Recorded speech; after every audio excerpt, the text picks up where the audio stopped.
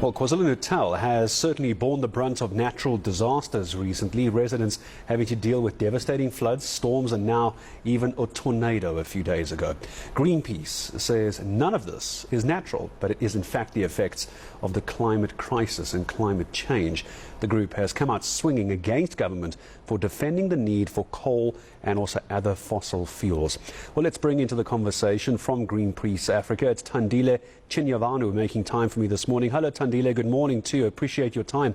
What can government really do here? Help me understand how much of an effect these fossil fuels are having on the kind of climate we're seeing in our country. How do you put the two together? Thank you so much for having me. First, we'd like to extend our sympathies to the communities of KZN that are experiencing these extreme weather events. I think the science is clear that extreme weather events are as a result of the climate crisis, and they're only growing in intensity and frequency. And it's important that our government recognize this and act decisively to ensure that we can bring more renewable energy online and mitigate our greenhouse gas emissions at this time to allow for us to mitigate the climate crisis and ensure that the communities are well adapted to deal with the changes that they're experiencing.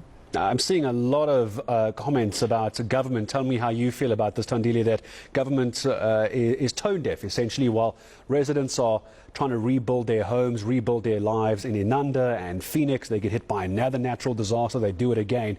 But our politicians are debating whether we need fossil fuels in our future. What exactly would you like to see them do as far as government is concerned? Yeah, well, government has been quite myopic in terms of their vision, even with the disaster response that we've seen on the ground. Just in KZN over the past couple of years and the extreme weather events that they've experienced, there's been quite a limited response in terms of what we'd like to see in terms of ensuring these communities can adapt to the changes that they're experiencing. But particularly, there's still a debate about whether or not to shift away from fossil fuels and towards more lower carbon intensive industries. And we continue to see our government the climate change bill languishing on the floors of Parliament before actually being passed.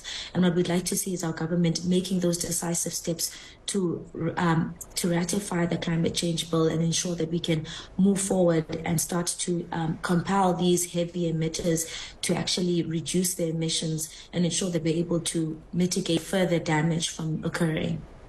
Because obviously South Africa, every time COP comes around, COP27 or whatever year it might actually be in the end as well, always tends to say the same thing. But it's difficult. I don't get a sense that government really is taking this all that seriously as well, because there are just so many other issues the country is dealing with, whether it's poverty, unemployment, a lack of clean drinking water, not to mention blackouts, crime. I can keep going, but we've only got a couple of minutes. Where do you think this sits on the priority list? It's understandable that there are a number of frustrating issues that South Africans are being plagued with right now, as you mentioned, particularly load shedding. But the government reneging on their commitments, their climate commitments, and wanting to double down on its coal use is particularly a concerning scenario that we're faced with. But we've had 15 years to rectify this issue with load shedding. And it's important that the government recognize the potential of renewable energy to be able to alleviate some of the energy issues that we're dealing with right now. Just looking at the trends at Eskom, wind has been able to contribute a significant amount of power to the grid, and it's been able to affect our stages of load shedding by decreasing them quite significantly. And it's important that they recognize the power of this and invest a lot more into renewable energy, as it could potentially alleviate some of the energy issues we're seeing. So we just need to see a lot more political will from our government and recognition of these technologies to be able to assist us. You've brought in the point of coal quite a couple of times, Thandile, so it would be remiss of me not to ask then.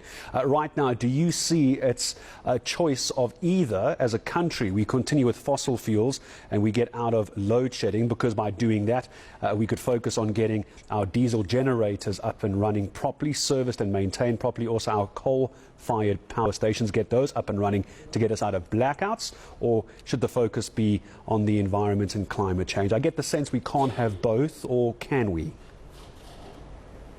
It is quite possible to have both, and that's what Greenpeace Africa has been campaigning for our government to recognize that we can have power and we can live in an environment, that we can live harmoniously in our environment and not cause further damage. The reality is that in the Highveld region, many people are suffering as a result of the air pollution. For us to just be able to have electricity as a country, and we cannot overlook these areas and consider them sacrifice zones.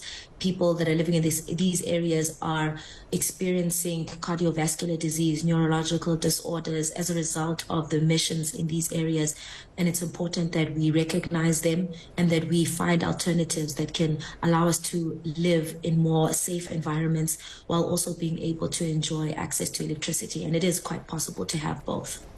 How do we try and get the electorate ahead of the 2024 elections to really understand how dangerous climate change actually is? I think there would be very few people who are arguing against the concept of climate change these days, considering what we're seeing on the news on a global scale. How do we try and get the ordinary person to understand just what the devastating effects are currently? And I suppose, I don't want to go as far as being too dramatic, but a doomsday scenario. Well, climate change is going to impact everyone. No one will be insulated against the impacts of these extreme weather events. And the reality is that it does need to be something that is considered in the top of the mind of the voters. We need to increase voter education, particularly around the impacts of climate change and how it's going to be affecting them as individuals, both in urban and rural areas. There are devastating impacts of climate change. So we need to see our governments as well, our government taking this as a priority, the different political parties putting this on their manifestos and ensuring that these are conversations that are being had. Thandile, thank you very much indeed. I appreciate your time. It's a conversation we're going to continue to have, of course, because what we're seeing down in KZN and around the country at the moment. Thandile Chinyavanu, climate and energy campaigner from Greenpeace Africa, making time for me this morning.